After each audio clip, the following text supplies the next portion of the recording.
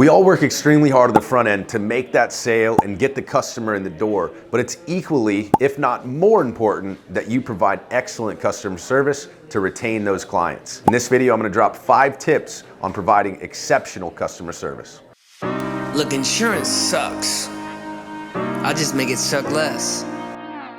Hey, what's up guys? This is Brad Hannon. Welcome to the channel. On this channel, we provide you tips and tricks to polish your skills, make more sales, and ultimately make more money while you're out there selling insurance. And this video isn't necessarily as much about selling insurance as it is about keeping those clients on the books. It's an extremely hard thing to do as it is, but providing excellent customer service is going to raise your persistency, lower those cancellations, and ultimately keep more clients on the books, which keeps more money in your pocket. So I've got 5 quick tips on how to provide excellent customer service, and they all are just centered around simple effort, really. It's nothing, we're not gonna talk about technology you've gotta set up. We're not gonna get into the weeds about mailers and constant contacts and email lists and all that stuff. More so just some simple things that you can do to make sure that you're providing good customer service.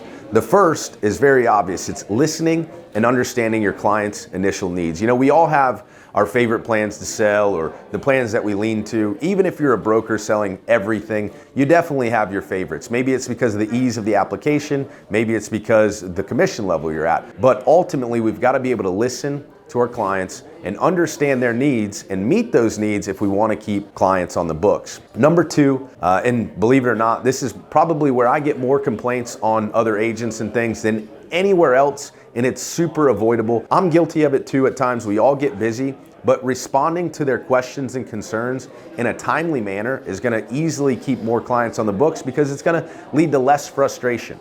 Real life example, I had a client today with an Aetna plan that is not very happy, right? She's in an HMO. Unfortunately, the only options on the marketplace in her area are HMOs, and so she was frustrated about having to jump through the hoops and yada, yada, yada. Well, rather than putting it off, I responded to her text right away. She wasn't very happy. I met her right where she was at though. I said, listen, I understand and I wish that I could do more about it. However, these are the options that exist today. We can look at a couple alternative options, but I can't promise you that they're gonna be any better or a whole lot better. We've just kind of got to deal the hand we were dealt, right? She was very happy with that response and you know, understood that I was on her side and not necessarily on the side of the insurance company. So just a quick response will help keep those clients on the books, right? A lot of times we kind of avoid those confrontational type of texts, emails, phone calls, or whatever with clients that we know maybe not the happiest. Those are the ones that we've got to take on really first and head on. Number 3, or a third little tip to keep more clients on the books,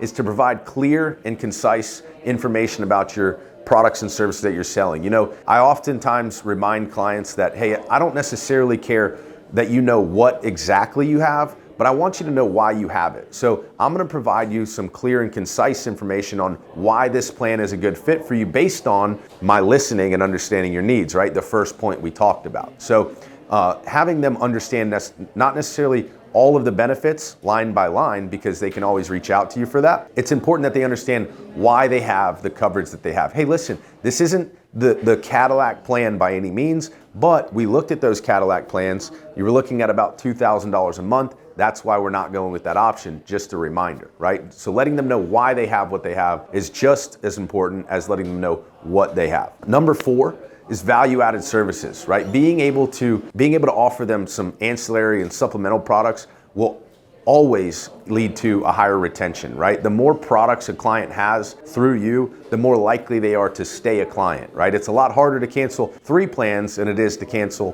1 plan. And so being able to offer some value-based, again, listening and understanding their needs and being able to provide a product or multiple products to meet those needs is going to ultimately drive up those retention numbers. And then lastly, following up with your clients regularly. I don't care if you automate this part.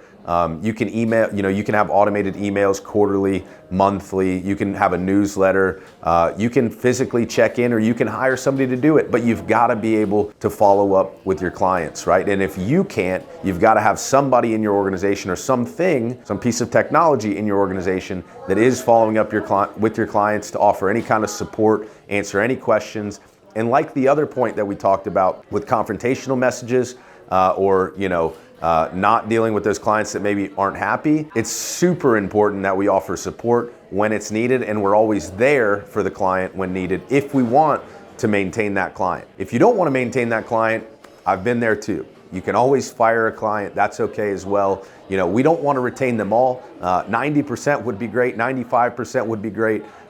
There are certain clients where I understand it's probably best that you part ways, and that's okay. You're not for everybody, I'm not for everybody, and not every product is for everybody. But the clients that you do have that you like, you want to keep, and that are generating revenue for your business, you need to keep on the books, and you need to put effort into making sure that they stay paying their premium in order to keep your bank account full.